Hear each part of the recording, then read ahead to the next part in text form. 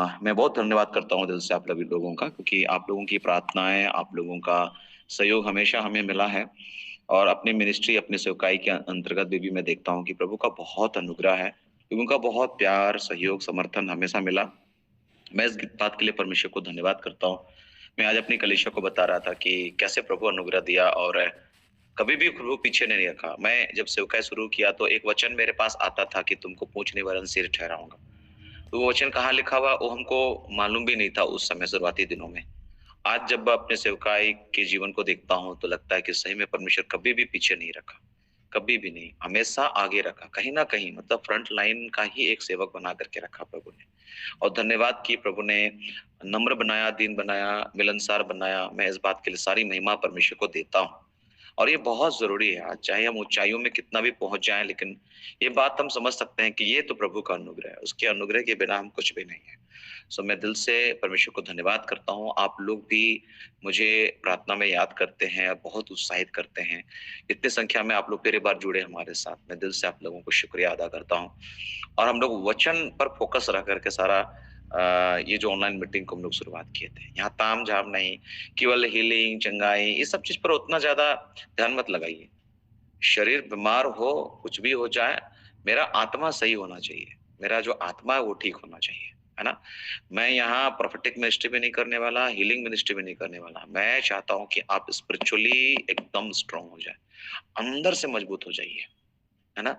हम बस चमत्कार के पीछे, चंगाइयों के पीछे कुछ हो जाए, और लोग गवाही भी यही सुनना चाहते हैं, प्रचारक भी कि कुछ हो जाए, ओ यस यस यस यस। ये घमंड लाता है, ये चीजें कई बार घमंड लाता है। प्रभु का महिमा तो होगा, हम जानते हैं, परंतु चंगाई हुआ कोई बात, चंगाई होता है, ऐसा नहीं कि नहीं होता है, चंगाई होता है, छुटकारा होता है। सो मैं प्रभु को बहुत धन्यवाद करता हूँ। और पिछले दिनों जो सिलीगुड़ी में मीटिंग हुआ, प्रभु ने बेस्ट कोऑर्डिनेटर का अवार्ड दिलवाया। मेरे पास सारे अवार्ड हैं, आप लोग को थोड़ा दिखा रहा हूँ, गवाही है। इतने सारे अवार्ड मुझे मिले हैं, इतने सारे अवार्ड हैं, है ना। मैं इस बात के लिए सारा श्रेय प्रभु को देता हूँ, है ना। प्रभु को धन्यवाद। और भी कुछ गिफ्ट मिले हैं मुझे, है ना। प्रभु को बहुत धन्यवाद। इतने सारी चीजें जो आज है, इन सब बातों का श्रेय प्रभु को जाता है। आप ऐसे कई लोग जो हमें प्रार्थना में उठाते हैं, मैं दिल से आप लोगों को धन्यवाद करता हूँ। उतने लोगों के बीच में प्रभु इज्जत दिलाता है, सम्मान दिलाता है। मैं दिल से परमेश्वर को धन्यवाद करता हूँ इस बात के लिए। पिछले दिनों हम एक सेवक के जीवन के बारे में बात कर रहे थे। एक सेवक का जीवन क्या होता है, एक अगुआ का जीवन क्या होता है। आप में से हर एक अगुआ है अपने अपने क्षेत्र में, अपने अपने परिवार के लिए। जब हम विश्वास में आए हैं तो हम एक अगुआ हैं। आपको जानना चाहिए, हम लोग एक सेवक लोग हैं, है ना। हम प्रभु के जन हैं। तो ये बात याद रखिएगा कि आपको प्रत्येक दिन एक गुप्त स्थान में अपना समय प्रभु को देना ही चाहिए। गुप्त स्थान में प्रतिदिन नियमित समय प्रार्थना में दीजिए। अपने चरित्र को निरंतर मजबूत बनाइए, और पहले करें और फिर सिखाएं, पहले करें और फिर सिखाएं। और आपको बताना चाहते हैं, आवाज बनिए, प्रतिध्वनि नहीं, आवाज बनिए। यूहन्ना एक आवाज था, वो एक पुकार था, जंगल में पुकारने वाले का शब्द। देखिए, वो जंगलों में प्रचार करता था, नगर के लोगों को खींच लेता था। आजकल लोग क्या है, शहर को ढूंढते हैं, वहीं मिनिस्ट्री करेंगे, नहीं जाएंगे गांव गांव मिनिस्ट्री करने के लिए। अब लोग दुख उठाना चाहते ही नहीं सेवकाई में। सारी चीजें एकदम बनी बनाए, सजी सजाए उसको मिल जाए, लोग ऐसे ही सेवकाई करना चाहते हैं। बस नाम, अपने महिमा, प्रसिद्धि, बस ये लोग चाहते हैं, है ना। आप सोच सकते हैं, यूहन्ना जिस घर में जन्मा था वो एक सेवक परिवार था, एक अच्छा सेवक परिवार के घर में जन्मा था।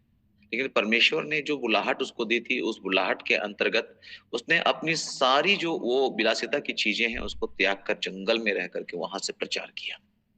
तो आवाज बनी है। और एक बात बताना चाहते हैं, अपने जीवन शैली को जो है ना, सादगी पूर्ण बनाए रखिए।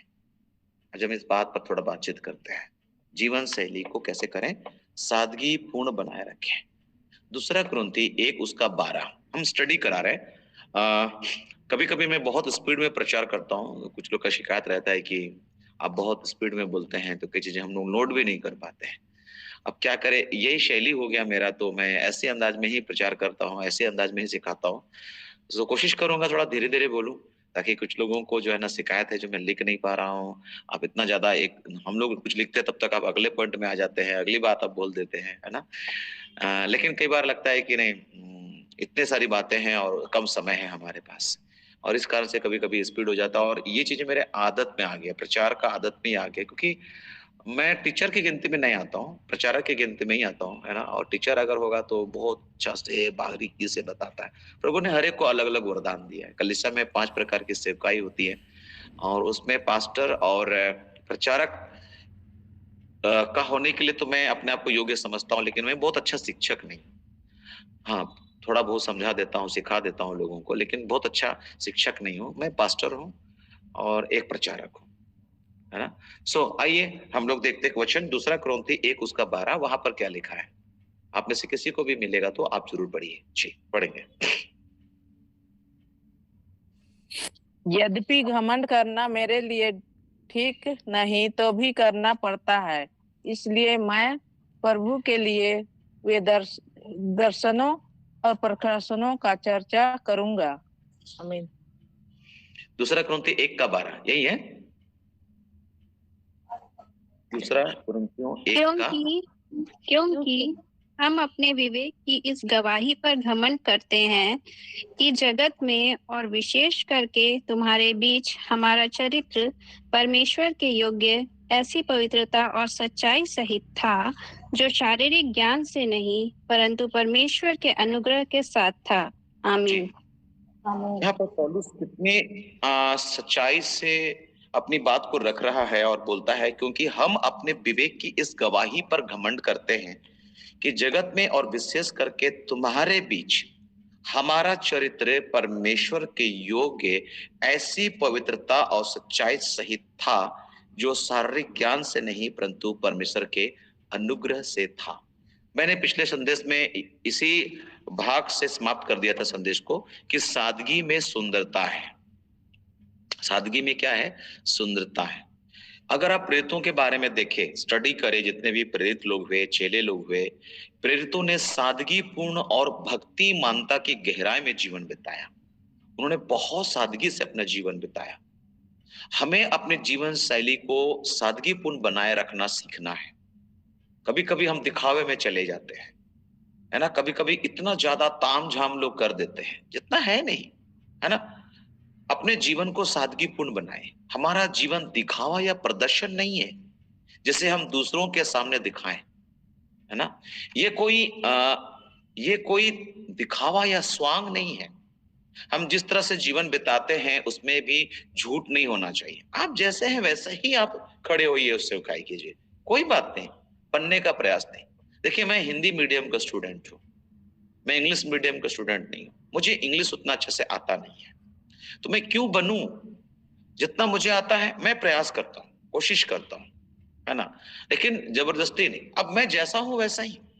कई सारी गलतियां मैं कर लेता हूं। अगर मैं इंग्लिश बोलने की कोशिश करूं तो बहुत सारी गलतियां मुझसे होती है, और कभी बनने का प्रयास नहीं किया कि कैसे, मतलब कि भाई बहुत बहुत बड़ा घर से आता हूं, एकदम मुझे ये खाना वो खाना। अभी मैं जब जहां प्रचार किया, मैं बोला भाई हम सीधा आदमी, हम आदिवासी मुंडा आदमी है, हम इस जाति से बिलोंग करते हैं, और प्रभु ने यहां से मुझे निकाला। मसीहत में कोई जात पात नहीं होता है, परंतु परमेश्वर ने मुझे यहां से निकाला, और ये मेरे लिए गवाही है। कई बार लोगों के सामने कई लोग अपने आप को छुपाते हैं, नहीं भैया हम ये अपनी अपनी जाति नहीं बताएंगे, हम अपनी भाषा के बारे में नहीं बताएंगे। इसमें शर्म की बात क्या है? हम यहाँ से बिलोंग करते हैं और प्रभु ने मुझे यहाँ से उठाया। एक और व्यक्ति जो हमारी जाति से बिलोंग करता है वो भी सोचेगा, अरे भैया हमारे लोगों को भी प्रभु उठाता है, कितनी अच्छी बात है। लेकिन इसका मतलब ये नहीं कि हम एक दीवार खड़ा कर रहे हैं कि हम इस जाति से हैं, तुम उस जाति से हो। ऐसा नहीं है। आप जैसे हैं वैसे ही लोगों के सामने आइए। बनने ठनने का एक्स्ट्रा ऑर्डिनरी नहीं हुई है ना। एक स्वांग मत रचिए, है ना। कुछ लोग ओ यस ब्रदर, ओ जी यस, हाँ हाँ हाँ, इतना ज्यादा बनते ठनते हैं लोग, झूठ मूठ का हंसते रहेंगे, है ना। नहीं, वो सब करने का जरूरत नहीं है ना। जो आप देखते हैं वही आप पाते हैं। सादगी में आजादी है। आप स्वयं रहने के लिए स्वतंत्र है, जैसा परमेश्वर ने आपको हर समय होने के लिए बुलाया है। आप जो नहीं है वैसा बनने का झूठा प्रयास करने हेतु आप बंधन में नहीं है। हमें इस संसार में रहना है, इसलिए लोगों को मसीह के लिए प्रभावित करने हेतु और उसके पास लाने हेतु संसार के साथ आपको व्यवहार करना, परंतु साथ ही साथ हमें संसार की जटिलताओं में उलझना नहीं है। जब कोई योद्धा लड़ाई पर जाता है तो इसलिए कि अपनी भर्ती करने वाले को प्रसन्न करे, अपने आप को संसार के कामों में नहीं फंसाता है। वो तो अपने जो आपको भर्ती किया उसको उसको प्रसन्न करता है। यदि हमारे आसपास के लोगों को दिखाना उद्देश्य है तो बड़ी कार, बड़ा घर, बड़ी वस्तुएं, आधुनिक, अभी मैं गया वक्ता बन करके गया, जानते मैं ऑटो में गया, है ना, ऑटो से एकदम डेडा डेडा डेडा करके अभी झगड़े भी हो गए रास्ते में हमारे। ऑटो जो है ना, एक हम लोग गलत गली में घुस गए, कोई एक ऑटो पहले से खड़ा था, वहां हल्का से उसको टच हुआ, पूरा जोर चिल्लाने लगा, मारेंगे पीटेंगे। बोले भैया क्या आप लोग इतने गुस्से में आप लोग रहते, गलती क्या हुआ, आपका तो पुराना जर्जर ऑटो है, हमारा तो नया ऑटो है, जानबूझ करके कोई ठोकर थोड़ी लगाया। लेकिन लोग इतने तेवर में रहते, गुस्से में रहते, है ना। और मेरे साथ और भी लोग गए हुए थे, हम ऑटो में गए वहां पर। हम अलग से ऐसा नहीं कि हमको कार लेके जाना है एकदम फुटानी के साथ, हम वक्ता है वहां का, इतने लोग आए हैं, 200 से 250 लोग आए हुए थे वहां पर, बहुत अच्छी सभा रही, है ना। तो वहां पर जब हम गए तो ऐसा नहीं कि दिखावे के साथ गए, जो है हमारे पास, मेरे पास कार नहीं है, हम बाइक वाला आदमी है, हम बाइक वाला आदमी है, और कई बार हम एकदम बाइक से कहीं जा रहे हैं, एक बड़ा वक्ता हम वहां पर हैं, बाइक से पहुंचे हैं, तो शायद ऑर्गेनाइजिंग कमेटी को शर्म लगता होगा, हमारा वक्ता जो है कार से नहीं बाइक से आया है। अब जरा देखो, अगर इतना शर्माओगे तो फिर यीशु मसीह को लेके कैसे चल सकते हैं आप। सर की महिमा तज करके आया, वो तो बड़ाई का बेटा था, आप बड़ाई का बेटा को घर में रखे हुए हो और फुटानी इतना है। लेकिन बात यह है मेरे प्रियो कि बड़ाई का बेटा वो सच में बड़ाई का बेटा नहीं, वो स्वयं परमेश्वर का पुत्र है। ये तो जानिए कि हम कौन है। हमारे पास बाइक जरूर है लेकिन हम परमेश्वर का पुत्र है। हमारे पास साथ साइकिल है लेकिन हम परमेश्वर का पुत्र है। हमारे साथ नौकरी नहीं है लेकिन हम परमेश्वर का पुत्र है। हमारे पास शायद धन नहीं है लेकिन हम परमेश्वर का पुत्र है। आपके पास शायद अच्छा घर नहीं है, कुछ नहीं है, लेकिन याद रखिए आप परमेश्वर का बेटा और बेटी है। ये एक सबसे बड़ी बात है। हालेलुया, आप परमेश्वर के पुत्र हैं। देखिए, हमको घर चाहिए, हमको कार चाहिए भी, जरूरत के अनुसार ये सारी चीजें चाहिए। यदि आपका परिवार बढ़ रहा है तो आपको बड़े घर की जरूरत होगी, इसमें कुछ भी गलत नहीं है। और यदि ज्यादा लोगों की यातायात के लिए, सुगम यात्रा के लिए अगर हम कार ले रहे हैं तो इसमें भी कोई बुरी बात नहीं है। आपके पास आधुनिक यंत्र तंत्र होना चाहिए ताकि आपकी कार्य क्षमता बढ़े। आप अपनी सुविधा को बनाने के लिए कर सकते हैं ये सारी चीजें, लेकिन प्रतिस्पर्धा मत करिए, कंपटीशन मत करिए। उसके पास कार हो गया तो मेरे पास भी कार होगा, वो अपना बेटा का शादी ऐसा कराया बेटी का तो हम भी ऐसे करेंगे, उसके चलते लोग कर्जे में डूब जाते हैं। अभी एक भाई जब नहीं है तो उस प्रकार से शादी क्यों कर रहे हो, काम जब कर्जा में डूब गया, अभी माइंड काम नहीं कर रहा है उसका, इधर से पैसा मांग रहे लोग, उधर से पैसा मांग रहे हैं। नहीं है तो मत करिए ना, कोई दिक्कत की बात नहीं है। इस नाक के चक्कर में मत चले जाइए, आप जैसे हैं वैसे रहिए। जीवन शैली सादगीपूर्ण बनाए रखें और विलासिता के जीवन से बचिए। कंपटीशन मत करिए। एक अगुवा होने के नाते, एक प्रभु के जन होने के नाते आप हमेशा इस बात का ख्याल रखिएगा कि ये एक फंदा है, इसलिए कभी भी किसी के साथ कंपटीशन मत करिए। सादगीपूर्ण जीवन बिताने का एक भाग है संसारिक संपत्ति में संतुष्ट रहना। सांसारिक संपत्ति में जो है आपके पास संतुष्ट रहिए, जबकि हम आत्मिक बातों में पवित्र संतुष्टि के बोध के साथ निरंतर जीवन जीते हैं। इस संसार की वस्तुओं के साथ भी हमारा रिश्ता संतोष सहित भक्ति का होना चाहिए। संतोष सहित भक्ति बड़ी कमाई है। लास्ट स्टडी में हमने इस बात पर चर्चा की थी। जगत पे ना तो कुछ हम लाए हैं ना तो लेके जा सकते हैं। यदि हमारे पास खाने और पहनने को हो तो इस पर संतोष करना चाहिए। इस संसार में हम कुछ बातों को हासिल करने की कोशिश में लगे रहते हैं, सफलता, उन्नति, विभिन्न क्षेत्रों में तरक्की। उसका कारण परमेश्वर के राज को बढ़ाना है। इसे छोड़ इस संसार की बातें हमें प्रभावित नहीं करती। हम अपनी आंखों को स्वर्गीय बातों की ओर लगाते हैं, पृथ्वी पर नहीं।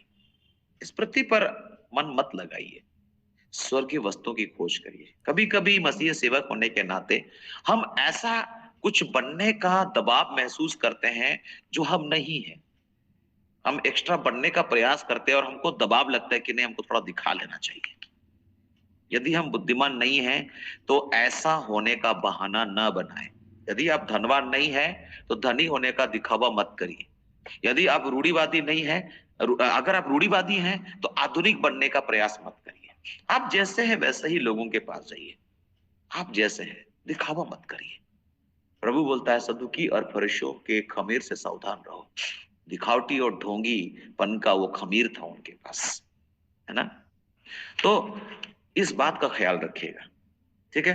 कभी कभी हम लोग को लगता है धनी लोगों के साथ उठना बैठना चाहिए, ऊंचे पद वालों के साथ उठना, उससे थोड़ा शान बढ़ता है। अरे यीशु के साथ उठो बैठो, आपकी शान बढ़ जाएगी। प्रभु के लोगों के साथ उठो बैठो, वो चाहे कोई भी क्यों ना हो, आपकी शान बढ़ जाएगी।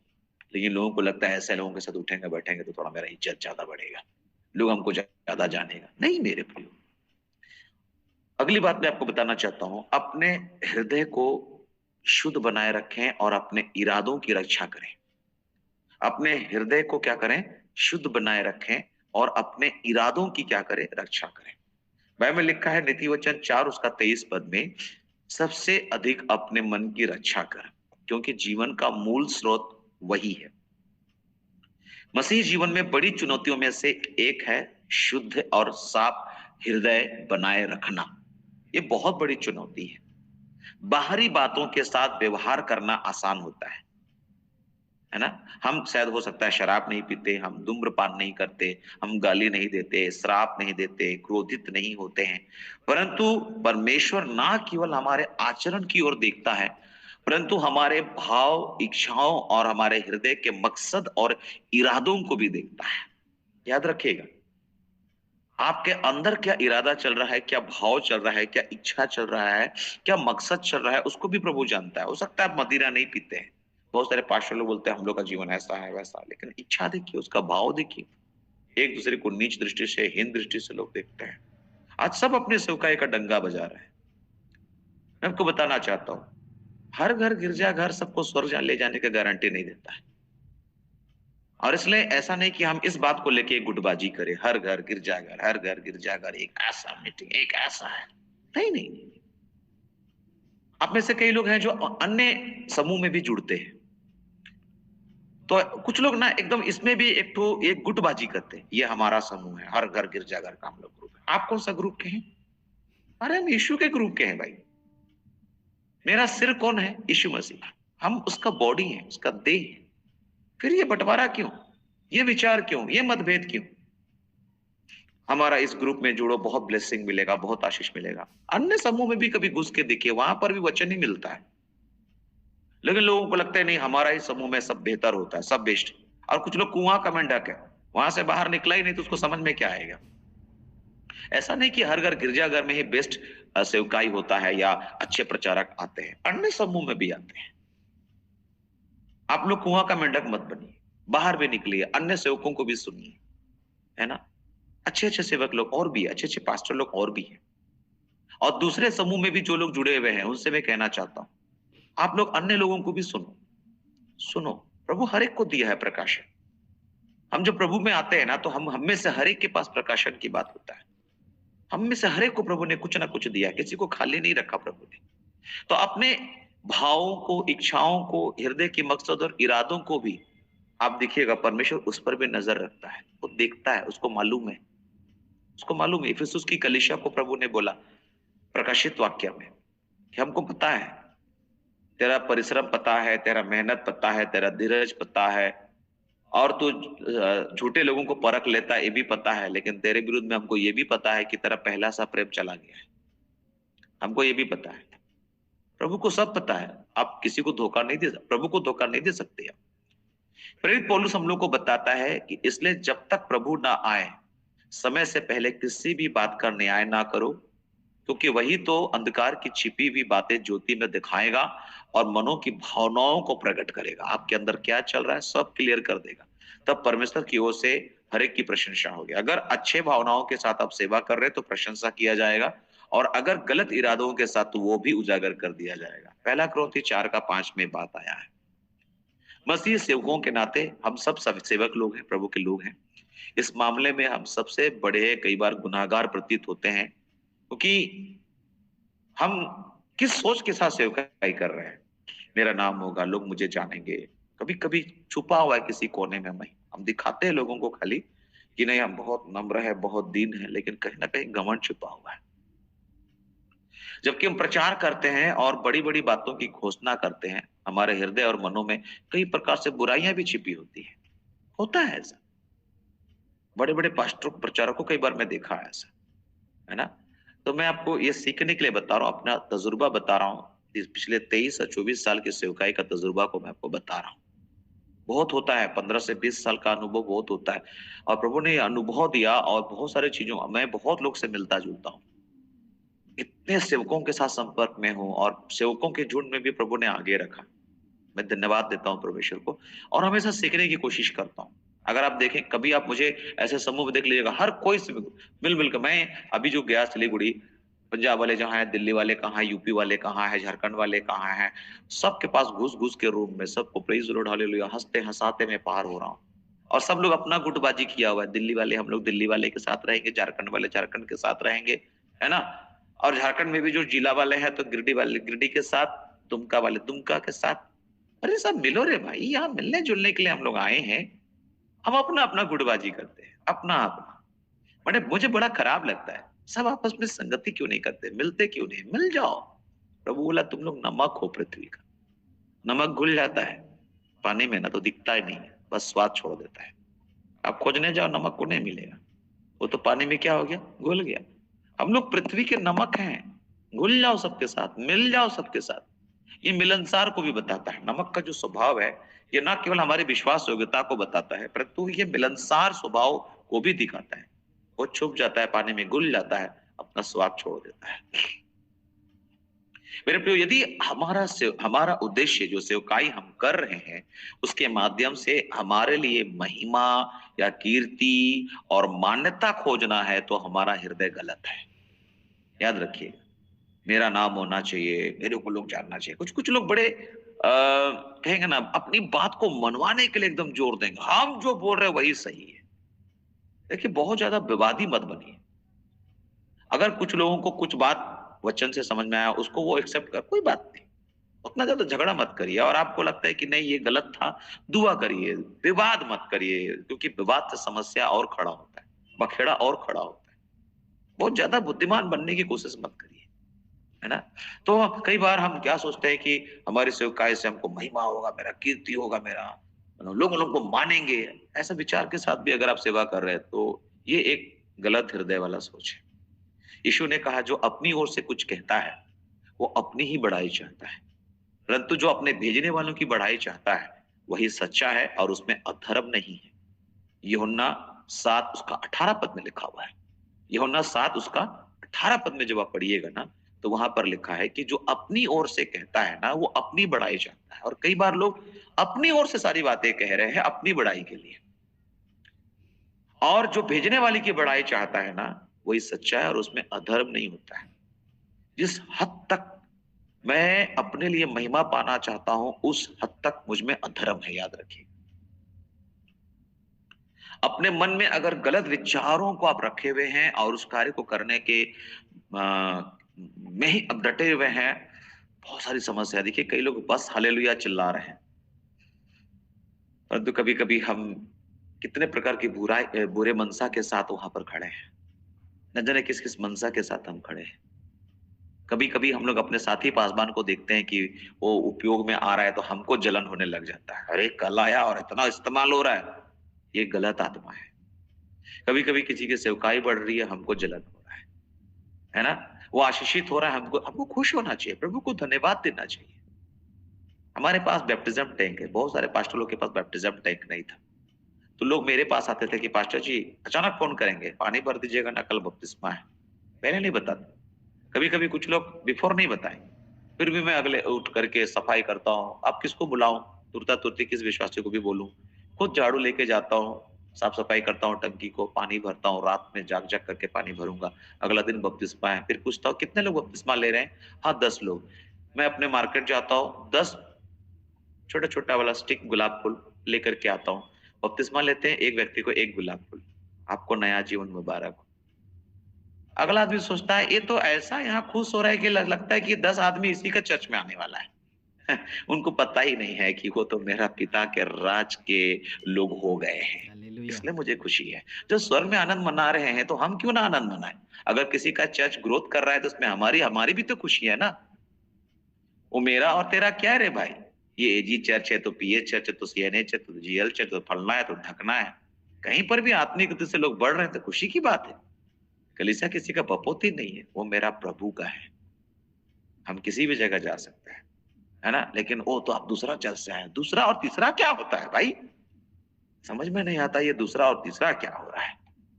ये आत्मा के साथ लोग सेवा कर रहे हैं। इसलिए मैंने बताया कि अपने हृदय को शुद्ध बनाए रखें और अपने इरादों की रक्षा करें।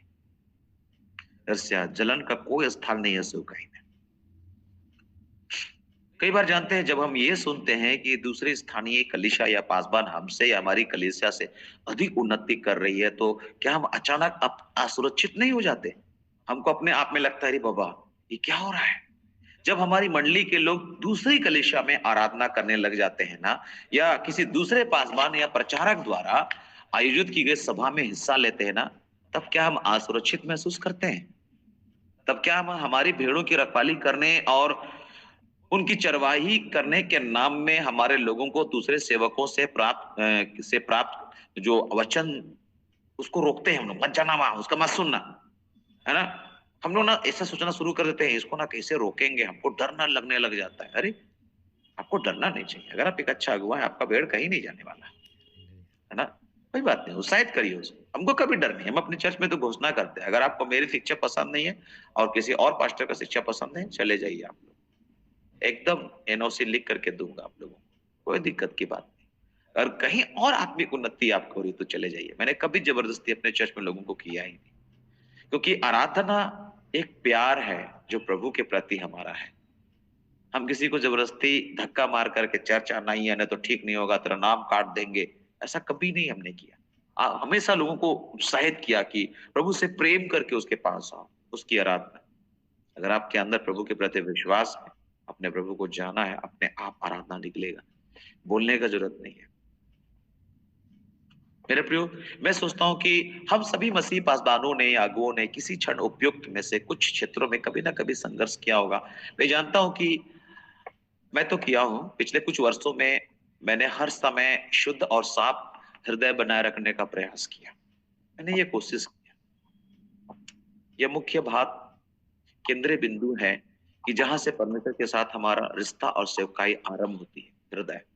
इसको सही करना है, क्योंकि परमेश्वर हृदय की शुद्धता को खोजता है। भजन संहिता 51 उसका 6 में लिखा हुआ है, 51 उसका 6 में लिखा है, और भजन संहिता 66 उसका 18 में लिखा है, यदि मैं मन में अनर्थ की बात सोचता हूं तो प्रभु मेरी नहीं सुनता।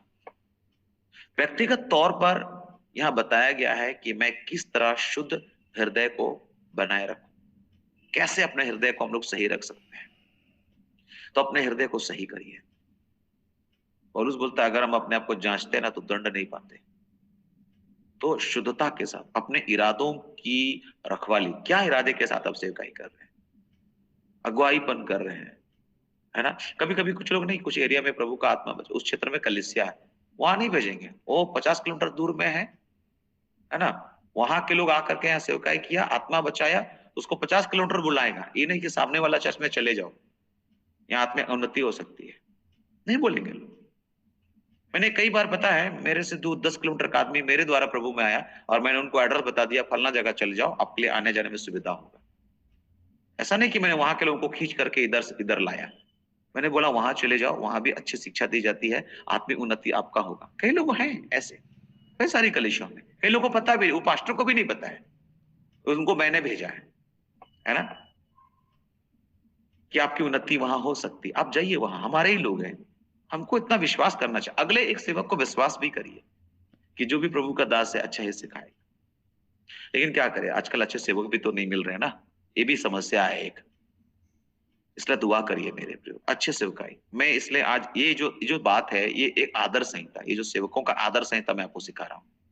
एक सेवक का व्यक्तिगत जीवन कैसे होना चाहिए, मैं उसके ऊपर मैं बातचीत कर रहा हूँ, है ना?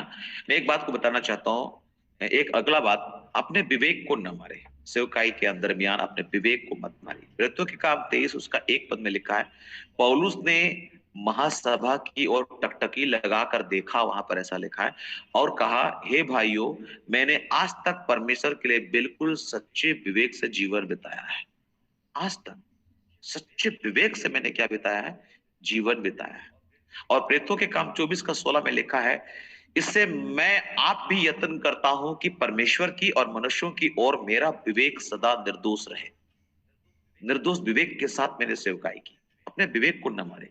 हमारा विवेक परमेश्वर के द्वारा दिया गया हमारे अंदर बना हुआ रेगुलेटर है। रेगुलेटर, गाड़ी में रेगुलेटर लगाता है ना, तो हमारा विवेक अंदर में रखा गया जस्ट लाइक रेगुलेटर के समान। रोमियो 2:15 में एक बात लिखी हुई है, एक बार इस वचन को पढ़िए, आपकी उपस्थिति है इससे मुझे पता चलेगा। रोमियो 2:15, धीरे धीरे बोल रहा हूँ, प्रचार कर रहा हूँ, मैं इसको रगड़ रगड़ के प्रचार कर सकता था, लेकिन थोड़ा से स्पीड कम किया हूं मैं। जी, क्या लिखा है वहां पर? वे व्यवस्था की बातें अपने अपने हृदयों में लिखी हुई दिखाते हैं और उनके विवेक भी गवाही देते हैं और उनके विचार परस्पर दोष लगाते या उन्हें निर्दोष ठहराते हैं। ये जो विचार है ना, यही आपको या तो दोषी बनाएगा या तो निर्दोष बनाएगा। अपना रेगुलेटर को ठीक कर लीजिए, नहीं तो गाड़ी ना चलेगा नहीं, गाड़ी फिर बंद हो जाएगा। अगर रेगुलेटर में कचरा आ जाता है ना, तो गाड़ी चलता नहीं है। इसलिए इसको साफ रखिए।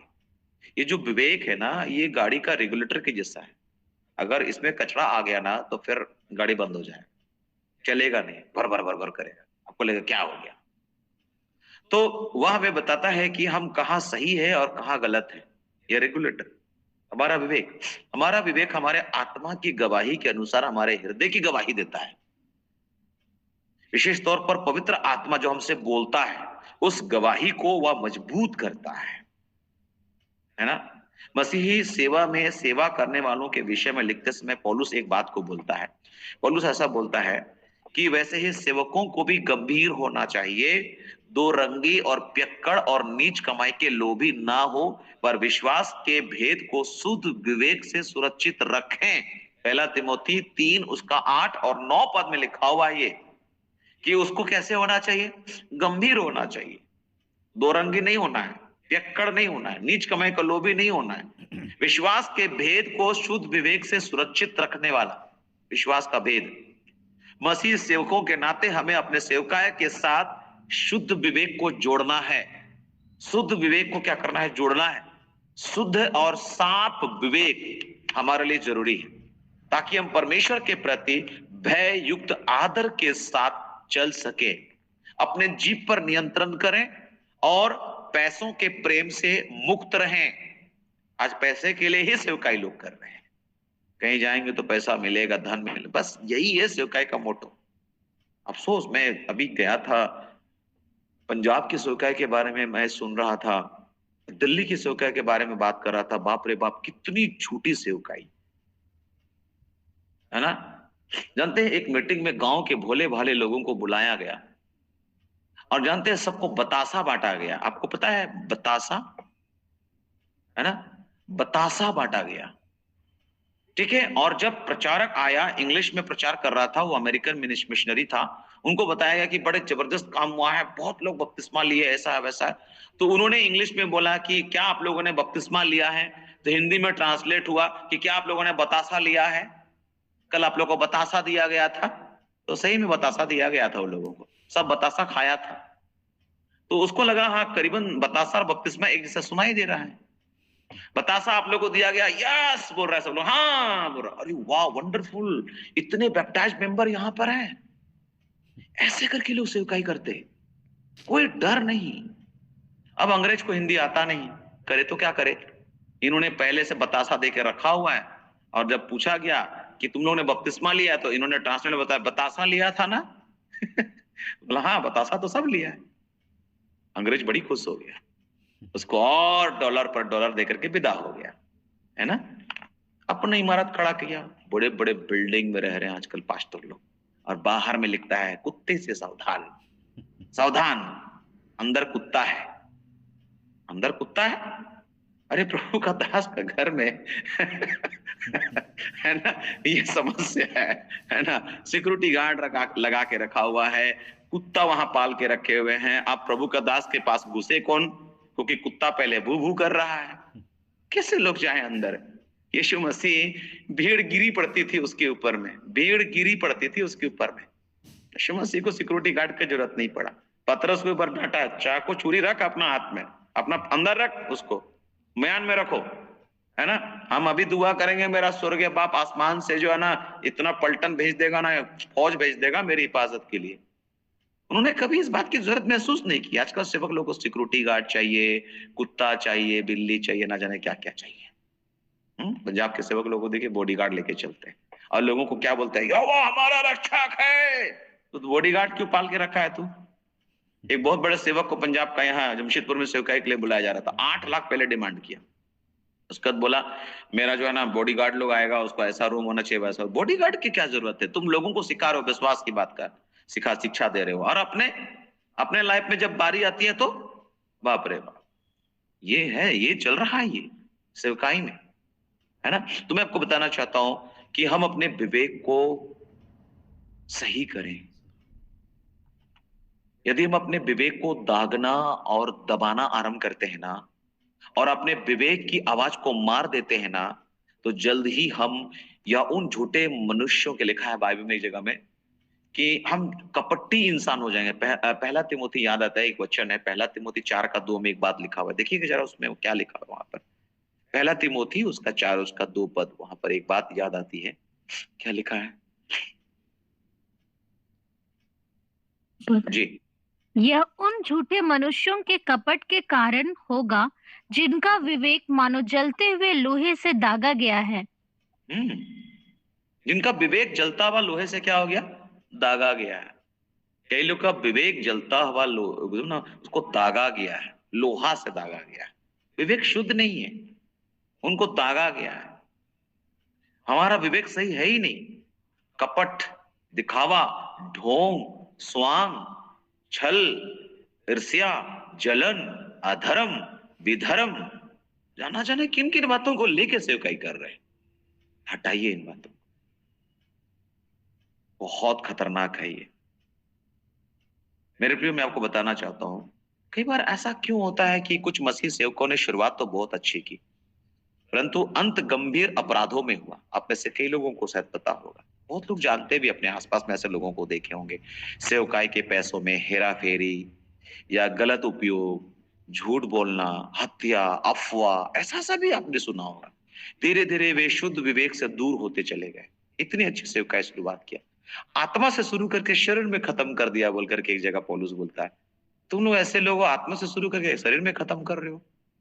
आज बहुत लोगों को केवल शान शौकत, मान मर्यादा, भीड़ में रहना, दिखावा, सभाओं में मुख्य स्थान, नमस्कार कहलवाना, चोगा पहन करके, बस सेवका यही हो गया। अंत धीरे धीरे उन्होंने अपने विवेक की आवाज को सुगठित विचारों से, तर्क, बहानों और ईश्वर विज्ञान संबंधित समर्थनों के साथ दबा दिया। वो इतना ज्यादा इसमें घुस गए ना, तर्क में, वितर्क में, और एकदम अपना डॉक्ट्रिनल चीजों में इतना ज्यादा घुस गए ना, कि जो सच्ची बात है ना, वो बात दब के रह गई। पौलुस हमें चेतावनी देता है कि हमें अच्छे विवेक के साथ विश्वास में होना चाहिए। पौलुस हमको चेतावनी देता है, क्योंकि एक जगह में पौलुस बोला, पहला तिमोथी में ही, बहुत अच्छा सेवकों के लिए एक बहुत अच्छा पुस्तक है पहला तिमोथी 1 उसका 19, वहां पर ऐसा लिखा है। 1 का 19 में क्या लिखा है, देखिए क्या बोलता है। चेतावनी है ये जी, पढ़िए, विश्वास और पढ़िए। और विश्वास और उस अच्छे विवेक को थामे रहा, जिसे दूर करने के लिए के कारण कितनों का विश्वास रूपी जहाज डूब गया। देखिए, आमीन। अगर आप उस विश्वास को और अच्छे विवेक को थामे हुए नहीं है ना, और उससे आप दूर हो गए ना, तो कईयों का लिखा यहाँ पर विश्वास रूपी जहाज डूब गया। आज कई लोग डूबा हुआ जहाज में है, उनको खुदे पता नहीं है, क्योंकि उन्होंने विश्वास को और अच्छे विवेक को थामा नहीं। विवेक को शुद्ध रखिए, अपने विवेक को मत मारिए, विवेक सही रखिए। जब आप कपट कर रहे हैं ना, तो समझ लीजिए आपका विवेक को गरम लोहा से दाग दिया गया। कुछ समझ ही नहीं है, विवेक मर गया क्या है इसका, कई लोग बात करते हैं। मेरे प्रियो, मुख्य रूप से विश्वास की हमारी यात्रा में एक बड़ी दुर्घटना होगी अगर आप विश्वास को थामे हुए नहीं है, अगर आपने अच्छे विवेक को थामा हुआ नहीं है। क्या परमेश्वर विश्वास के जहाज के टूट जाने से हमें फिर बच निकलने में सहायता करेगा? मुझे यकीन है कि वह कर सकता है, परंतु यदि हम इस बात का ध्यान रखते हैं कि हम पहले ही शुद्ध और अच्छा विवेक बनाए रखें, तो हमारे विश्वास के जहाज टूटने से बच सकते हैं, अगर हम अपने विवेक को बचाए रखें तो। नहीं तो कईयों का जहाज डूब चुका है। बहुत सारे जहाज डूब गए। अपने विवेक की सुनते रहे, उसे मत मारिए। ये छोटी बात है, परंतु ये एक बड़ा अंतर ला सकती है मेरे प्रियो। अपने विवेक की रक्षा करिए। आज्ञा का सारांश क्या है? आज्ञा का सारांश है शुद्ध विवेक से, शुद्ध मन से, है ना, परमेश्वर से प्रेम रखना। शुद्ध विवेक, जब हम बपतिस्मा लेते हैं ना, तो क्या करते हैं? शुद्ध विवेक से हम परमेश्वर के वश में खुद को कर रहे होते हैं, पहला पतरस 3 अध्याय के अनुसार से। शुद्ध विवेक से परमेश्वर के वश में हो जाना। शुद्ध विवेक की मांग परमेश्वर करता है, शुद्ध हृदय की मांग परमेश्वर करता है ना। शुद्ध हृदय की मांग कर रहा है, शुद्ध विवेक की मांग कर रहा है, एक साधारण जीवन शैली की मांग कर रहा है। आवाज बनिए, परमेश्वर इस बात की मांग कर रहा है। पहले आप एग्जाम्पल बनिए, फिर सिखाइए, परमेश्वर इस बात की मांग कर रहा है। अपने चरित्र को मजबूत बनाइए, परमेश्वर इस बात की मांग कर रहा है। गुप्त स्थान में जाइए और प्रभु के साथ पहले गुप्त में बैठिए, परमेश्वर इस बात की मांग कर रहा है। मैं आपको बताना चाहता हूं कि शुद्धता के लिए अपने मनोभावों को, अपने मन के विचारों को आप क्या करें? प्रज्वलित करें। दूसरा तिमोथी में एक बात ऐसा पौलुस ने तिमोथियुस को सिखाया। पहला तिमोथी, दूसरा तिमोथी, दोनों सेवकों के लिए पुस्तक है ना। एक अगुवा के लिए एक पुस्तक है ये। वहां पर दूसरा तिमोथी 2 अध्याय उसका 19 से लेकर के 22 पद अगर आप पढ़ेंगे तो वहां पर ऐसा लिखा है। पढ़ेंगे उसको जरा। तो भी परमेश्वर की पड़ी नींव जी बनी रहती है, तो भी परमेश्वर की पक्की नींव बनी रहती है और उस पर यह छाप लगी है, प्रभु अपनों को पहचानता है और जो कोई प्रभु का नाम लेता है वह अधर्म से बचा रहे। बड़े घर में न केवल सोने चांदी ही के पर काठ और मिट्टी के बर्तन भी होते हैं, कोई कोई आदर और कोई कोई अनादर के लिए। यदि कोई अपने आप को इनसे शुद्ध करेगा तो वह आदर का बर्तन और पवित्र ठहरेगा और स्वामी के काम आएगा और हर भले काम के लिए तैयार होगा। जवानी की अभिलाषाओं से भाग और जो शुद्ध मन से प्रभु का नाम लेते हैं उनके साथ धर्म और विश्वास और प्रेम और मेल मिलाप का पीछा कर। बहुत सारी चीजें क्लियर है। रुक कर, ठहर कर, सोच कर, विचार कर इसको पढ़ेंगे तो बहुत कुछ आपको समझ में आएगा। मैं आपको बताना चाहता हूं, आज कलीसिया में व्यक्तिगत शुद्धता पर बहुत अधिक जोर नहीं दिया जाता है। आज का ज्यादातर हीलिंग, चंगाई, चमत्कार, तेरा बैंक बैलेंस बढ़ेगा, तुमको नौकरी मिल जाएगा, तुम अमेरिका जाएगा, तुमको वीजा मिलेगा, यही प्रचार है। आज कलीसिया में व्यक्तिगत शुद्धता पर बहुत जोर नहीं दिया जाता है। व्यक्तिगत शुद्धता हर प्रकार की अशुद्धता से खुद को शुद्ध करना आवश्यक है। यदि हम परमेश्वर के भवन में आदर के पात्र बनना चाहते हैं, अगर आप परमेश्वर के नजर में आदर के पात्र बनना चाहते हैं, तो हमें स्वामी के उपयोग के लिए अलग और तैयार रहना होगा। मेरे प्रियो, बहुत सारे बर्तन होते हैं घर के अंदर। कुछ सोने चांदी के होते हैं, कुछ काठ और मिट्टी के बर्तन होते हैं, कुछ आदर के होते हैं, तो कोई को अनादर के लिए भी होते हैं। यदि कोई अपने आप को इन सब बातों से जो ऊपर है शुद्ध करेगा तो आदर का बर्तन होगा और पवित्र ठहरेगा और स्वामी के काम आएगा और हर भले काम करने के लिए वो तैयार होगा। मेरे प्रियो, आज कई लोग आदर का बर्तन है ही नहीं, और स्वामी के काम के लायक ही नहीं है वो। हम ऐसे संसार में रहते हैं जहां पर व्यक्तिगत शुद्धता को निर्बलता माना जाता है। कई बार पता है, हम ऐसे संसार में रहते हैं सचमुच में। यद्यपि पाप और अशुद्धता इन नामों से नहीं पुकारा जाता है, परंतु उससे व्यक्तिगत पसंदगी या व्यक्तिगत जीवन शैली का चुनाव माना जाता है। दुख की बात यह है कि यह विचार और पाप के प्रति समान लापरवाही कलीसिया में भी प्रवेश कर गई है। हम पाप के प्रति लापरवाही हैं, लगता सब चलता है, अरे सब ठीक है, प्रभु के पास जाएंगे, क्षमा मांग लेंगे, सब ठीक हो जाएगा। मसीह सेवक होने के नाते बढ़ती हुई मंडलियों के साथ आत्म संतुष्ट होना, सेवकाइयों को बनाना, ऐसे पाप के विषय में लापरवाह हो जाना आसान है। इन दिनों सेवकाई में हमारी व्यस्तता और कभी कभी सफलता और जिस फल को हम देखते हैं वह हमें व्यक्तिगत शुद्धता की बात आने पर बाद में सब कुछ पता चलता है, अरे हमने क्या कर दिया, इतना ज्यादा बिजी हो गया, इस बात पर ख्याल ही नहीं रखे हम। कभी कभी हमको लगता है सब ठीक ठाक चल रहा है। परमेश्वर हमसे बात करता है, वास्तव में परमेश्वर हमसे बात करता है। मैं आपको बताना चाहता हूं, अपने मन के विचारों को, मनोभावनाओं को भी प्रज्वलित करिए, उस पर भी ध्यान रखिए। अपने व्यक्तिगत नैतिक सीमाओं को निर्धारित करिए। कहां तक हमको क्या करना है, उन सीमाओं को क्या करिए, निर्धारित करिए। भजन संहिता 101 उसका 2 और 3 पद में लिखा है, मैं बुद्धिमानी से खरे मार्ग में चलूंगा, तू मेरे पास कब आएगा। मैं किसी ओछे काम पर चित्त ना लगाऊंगा, ओछे काम पर चित्त ना लगाऊंगा। मैं कुमार्ग पर चलने वालों के काम से घिन रखता हूं, ऐसे काम में मैं नहीं रहूंगा, ऐसे काम में न लगूंगा। हमें परमेश्वर के समक्ष सिद्ध रूप से चलने हेतु बुद्धिमानी एवं विवेक का उपयोग करने की जरूरत है। हमारे लिए जो सरल सीमाएं हम निर्धारित करेंगे, वे हमें अनावश्यक मुश्किलों में गिरने से बचाने में हमारी सहायता करेगी। यहाँ पर कुछ सीमाएं दी गई है जिन्हें हम उपयोगी कई बार उसको पाते हैं, जिन्हें मैंने अपने जीवन के प्रारंभ में अपने लिए निर्धारित किया था। बहुत कम समय आए जब मैंने अपने सीमाओं को उल्लंघन किया, और केवल कुछ अच्छे कारण से। बहुत बार हम कोशिश करते हैं, बहुत सारी चीजें हैं मिनिस्ट्री मेरे प्रियो, कि आपको कैसे किसी के घर जाना, कैसे उठना, कैसे बैठना, कैसे बातचीत करना, बड़े बुजुर्ग है कैसे बात करना है, चाचा है, मौसा है, मौसी है, छोटे बच्चे भी हैं, कैसे उनके साथ बिहेव करना है, व्यवहार करना है।